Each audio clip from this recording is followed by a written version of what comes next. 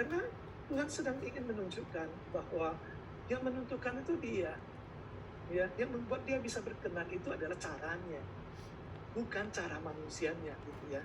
Dan Tuhan menunjukkan bahwa harus ada korban, ya, harus ada darah, itu yang membuat Dia bisa kembali. Maka perjanjian lama kita melihat, ya, yang membuat mereka bisa kembali pada Tuhan itu adalah mempersembahkan kambing dan domba menurut yang ditentukan oleh Tuhan. Nah, lalu di sana dinubuatkan, ya, lalu siapakah yang bisa betul-betul menyelamatkan manusia? Nah, kemudian dikatakan, ya, anak tunggal Allah yang adalah domba Allah. Ya, di dalam perjanjian baru kan di sana kan Yohanes Pembaptis berkata, lihat ini domba Allah, anak domba Allah, ya, domba Allah yang disembelih bagi kamu. Nah, artinya apa? Bahwa Tuhan menentukan jalan, dan akhirnya adalah siapa itu? Yaitu Yesus Kristus. Kenapa Yesus Kristus? Karena kita lihat contohnya, ya, Adam nggak punya bapak dan ibu. Dia diciptakan oleh Tuhan kan, dari tidak ada menjadi ada, ya, dari tanah. Lihat kan seperti itu. Nah, dia diciptakan ini. Sedangkan Hawa berasal dari Adam. Karena apa? Diciptakan dari tulang rusuknya, kan seperti itu. Dan kita semua manusia selanjutnya punya papa dan mama, kan seperti itu. Dan Tuhan Yesus, walaupun dia punya papa yang disebut Yusuf, tapi dia bukan papa biologisnya. Dia lahir dari seorang yang namanya anak darah. Anak darah itu adalah yang masih perawan, kan seperti itu, ya. Dengan kata lain, Yesus itu punya ibu dunia, tapi tidak punya bapak dunia, gitu ya, seperti itu, ya. Jadi ini ada kaitannya dengan kejadian tadi yang saya sebut itu, dari keturunanmu perempuan, ya, yang akan menaklukkan siapa? Iblis itu, gitu ya. Dan dia akan menghancurkan dia, tapi si iblis itu akan menggigit tumitnya. Melalui apa? Sebenarnya adalah korban di atas kayu salib, seperti itu. Nah, inilah yang menjadi iman kita ketika melihat kenapa kok kita dikatakan dalam Alkitab, oleh karena percaya pada Yesus Kristus, ya, mulut kita mengaku, ya, hati kita percaya pada Yesus Kristus adalah Tuhan dan Juru Selamat kita, maka kita diselamatkan, seperti itu. Jadi ini adalah latar belakangnya. Lalu konsep iman, keyakinan, dan kepercayaan bagaimana, Pak? Iman, keyakinan, dan kepercayaan maksudnya seperti apa? Tadi saya sudah jelaskan, ya. Oke, ya. Konsep iman, keyakinan, kepercayaannya, ya. Jadi seperti itu yang tadi saya sudah sekaligus apa, ya. Jadi karena Tuhan menentukan, ya, untuk bisa kembali pada Tuhan itu bagaimana caranya, Tuhan yang menentukan, ya. Nah, bagi kita orang Kristen, di dalam firman Tuhan itu Alkitab mengatakan bahwa Tuhan menentukan jalan ini. Kamu percaya enggak bahwa Yesus Kristus itu adalah Tuhan dan Juru Selamat yang diutus, ya, yang Tuhan yang menjadi manusia, firman yang menjadi manusia, untuk menyelamatkan engkau, membuat engkau boleh berdamai kembali dengan Tuhan. Engkau percaya enggak? Nah, kalau engkau percaya, engkau bisa kembali pada Tuhan. Kalau engkau tidak percaya, engkau tidak bisa kembali pada Tuhan. Nah, karena kita sudah percaya pada Dia sebagai Tuhan dan Juru Selamat, ya. Jadi bagi kita itu iman ini penting sekali, gitu ya. Jadi bukan dihitung dari perbuatan. Oke, ya, kita bicara Kristen, ya. Ya, kita sekarang dari sudut Kristennya, ya. Jadi makanya dalam Alkitab misalnya kita baca, ya, Efesus pasal yang pertama. Nah, Efesus pasal yang pertama berbicara apa? Pasal kedua, ya. Kamu diselamatkan oleh karena anugerah, ya, semata-mata, bukan karena perbuatanmu. Itu Efesus pasal 2. Loh, kok bukan perbuatan? Itu adalah sebuah anugerah. Karena apa? Karena yang bisa membuat saya kembali pada Tuhan bukan lagi perbuatan saya. Oke. Ya, jadi karena Tuhan. Jadi kita perlu percaya. Jadi inilah keyakinan kita. Ya, ini iman kita. Ya. Lalu konsep Tuhan atau Allah, siapakah Allah itu? Siapakah Allah itu? Allah itu buat kita adalah yang tidak diciptakan, yang Dia yang kekal, yang tidak ada permulaan dan tidak ada akhirnya. Ya, Dia adalah dari mulanya sudah ada, ya, sampai selama-lamanya tetap ada.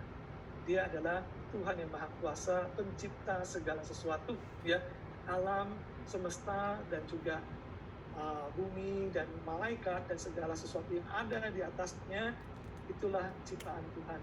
Jadi itulah Allah kita. Oke, lalu konsep kitab suci dan bagaimanakah bisa disebut kitab suci? Ya, kita menyebut kitab suci itu karena di dalam 1 Timotius pasal 3:16 ya, di sana dikatakan segala tulisan yang diilhamkan oleh Allah atau diinspirasikan oleh Tuhan itu bermanfaat untuk mengajar, untuk mendidik, untuk bisa menegur ya, menasehati seperti itu ya, orang ke dalam jalan yang benar. Jadi dengan kata lain sebenarnya waktu kita memandang kitab suci ya, di dalam kekristenan kita ya, dalam iman Kristen kita itu adalah tulisan yang diilhamkan oleh Tuhan. Jadi dengan kata lain kita tidak melihat bahwa Tuhan yang di surga itu lalu kemudian dia menurunkan itu, tidak melihat seperti demikian. Jadi kita melihat adalah Tuhan memakai ya 40, paling tidak itu ada 40 tokoh ya, orang-orang yang percaya pada Tuhan dalam sepanjang masa ya, selama kira-kira 2000 tahun lamanya ya. Itu karena Alkitab dari Kejadian sampai kepada Wahyu, kitab Wahyu ya, Perjanjian Lama sampai Perjanjian Baru itu jaraknya itu kira-kira 2000 tahun gitu ya. Seperti itu kan, seperti itu. Jadi ada 40 orang yang kira-kira yang menulis ya dari berbagai zaman yang ada. Nah, dalam jangka yang sekian banyak seperti itu ya, terkumpullah ya. Ya, tulisan mereka itu terkumpul menjadi satu. Dan kita mempercayai itu adalah tulisan yang diilhamkan. Kalau diilhamkan itu bukan seperti orang kerasukan ya, tiba-tiba ada sesuatu masuk, ya langsung dia menuliskan atau berkata-kata seperti itu. Enggak.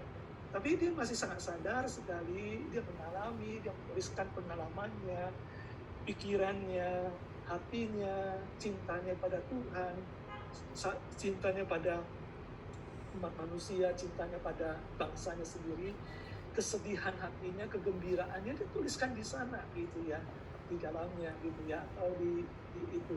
Nah, jadi yang seperti ini, lalu kemudian tulisan-tulisan itulah dikumpulkan menjadi satu ya, sebagai kumpulan dari tulisan-tulisan yang diilhamkan oleh Tuhan. Kita percaya waktu mereka menulisnya itu, mereka itu sangat sadar, tapi dipenuhi oleh Roh Kudus, dikuasai oleh Roh Kudus yang menuntun mereka, sehingga kita dapat mengenal Tuhan melalui kitab suci, kita dapat mengenal jalan keselamatan melalui kitab suci. Oke, lalu konsep setan atau iblis dalam agama Kristen, bolehkah Ya. kami tahu, Pak? Setan atau iblis ya, oke. Jadi dalam Alkitab ada ya, dalam Alkitab itu ada yang disebut setan dan iblis adalah penentang Tuhan, pembohong, bapak pembohong ya. Itu julukan yang Tuhan Yesus berikan kepada setan dan iblis itu ya. Jadi yang disebut ular tua ya, yang di dalam Perjanjian Lama itu kan ular yang menggoda ya, di dalam Wahyu itu ular tua ya, yang seperti itu yang disebut adalah setan dan apa. Tapi kita nggak memandang ya bahwa kalau setiap ular itu adalah setan ya, ular itu bukan setan gitu ya. Tapi kita tahu, nah kebanyakan dalam tradisi ya, dan tradisi menyebutkan ya Tuhan tidak menciptakan setan tadi kok bisa ada ya. Dia adalah ciptaan Tuhan, makhluk ciptaan Tuhan yang kemudian memberontak pada Tuhan ya.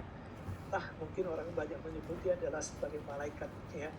Ya itu dalam tradisi sering disebut seperti demikian. Nah, malaikat yang memberontak pada Tuhan dan dia ingin menyesatkan ya manusia ya, ciptaan Tuhan ya, yang punya kesadaran tentang Tuhan, yang bisa punya hubungan dengan Tuhan, sehingga mereka itu mengikut dia dan mereka juga binasa bersama dengan dia. Seperti demikian. Jadi kita percaya ini ya, ada iblis, ada setan. Tapi bukan dalam pengertian yang banyak yang sekarang kita nonton di film gitu ya, atau di sana ya, ada keluar tiba-tiba di WC ada ya tangan yang keluar, ada orang yang mengerikan, kuntilanak dan sebagainya. Nah, kita nggak melihat itu ya, itu adalah bagian dari cerita-cerita yang lain. Tapi ada satu pribadi yang betul-betul dia itu ya punya kekuatan ya, diizinkan oleh Tuhan gitu ya, untuk bisa mengadakan penyesatan kepada manusia. Oke, lalu Eh, lalu konsep kiamat dan akhir zaman menurut agama Kristen. Iya. Nah, tergantung kita dari aliran gereja mana gitu ya. Nah, jadi saya hanya menyebutkan dari saya karena saya pendeta di GKI gitu ya, dan saya menganut yang ini gitu ya. Jadi ketika orang itu memang bisa menceritakan tentang kiamat. Orang Kristen percaya ada akhir zaman ya.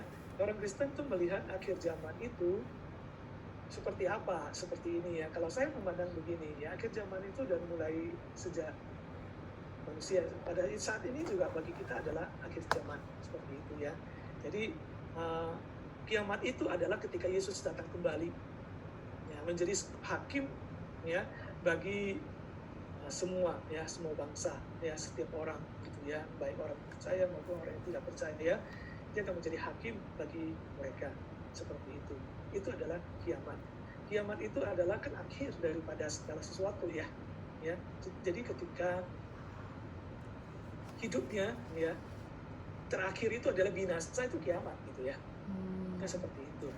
Nah, di dalam Wahyu itu kalau kita membaca dalam pasal yang ke-22 sesanakan gitu ya, akhir daripada iblis itu adalah kebinasaan, dibuang ke dalam lautan api ya, seperti itu. Nah, dibuang dalam lautan api itu siapa yang ikut di sana ya? Orang-orang yang menjadi pengikut iblis itu kan, orang yang tidak mempercayai Tuhan seperti itu. Nah, yang dibuang itu akhirnya apa? Ketika orang dibuang ke dalam atau segala sesuatu dibuang dalam lautan api pada zaman 2000 tahun yang lalu itu pemikirannya apa? Lenyap binasa, seperti itu. Nah, itu adalah kiamat. Jadi sebenarnya kiamat buat kita itu adalah sebuah kebinasaan ya. Jadi di hari kiamat adalah di mana ketika Tuhan datang kembali ya, dialah yang akan hukum ya, atau membela ya, menghakimi dunia ini. Itu adalah akhir zaman dan kiamat. Lalu konsep ibadah dan ritualnya. Konsep ibadah dan ritualnya ya. Nah, ibadah buat kita orang Kristen adalah hidup kita. Sama seperti Roma pasal yang ke-12 ayat 1 ya. Di sana dikatakan, demi kemurahan Allah, aku menasihatkan kamu supaya kamu mempersembahkan hidupmu sebagai persembahan, mempersembahkan tubuhmu sebagai persembahan yang hidup dan yang kudus dan yang berkenan pada Tuhan. Itulah ibadahmu yang sejati. Nah, jadi waktu kita berbicara tentang ibadah itu adalah tentang kita memberikan hidup kita ya, tubuh kita, terus seluruh hidup kita kepada Tuhan, karena kita ingin membalas kemurahan Tuhan. Dan demi kemurahan Allah aku menasihati kamu. Jadi Paulus mengatakan, menulis dalam surat Romanya dari awal, manusia itu pada dasarnya dimurkai oleh Tuhan. Semua manusia, siapa mereka? Mereka yang golongan yang pertama adalah orang yang betul-betul memberontak pada Tuhan, berkata, aku gak mau percaya pada engkau mau apa? Aku tidak mau menyembah engkau mau apa? Nah, Tuhan akhirnya mengatakan, oke, terserah kamu, gitu ya, seperti itu ya. Nah, itu dimurkai Tuhan. Lalu kemudian dia mengatakan ada golongan yang lain juga yang dimurkai Tuhan. Siapa? Yang mereka yang percaya Tuhan, gitu ya. Maksudnya menyebut ada Tuhan dan apa ya, dan merasa dirinya hebat, gitu ya. Tapi gak bisa menjalankan kehendak Tuhan dan hukum Taurat. Karena semua manusia itu dalam hatinya dituliskan juga hukum Taurat dan juga mendapatkan hukum Taurat. Tapi ketika manusia itu melanggar satu saja di antara hukum Taurat, hukum Tuhan dan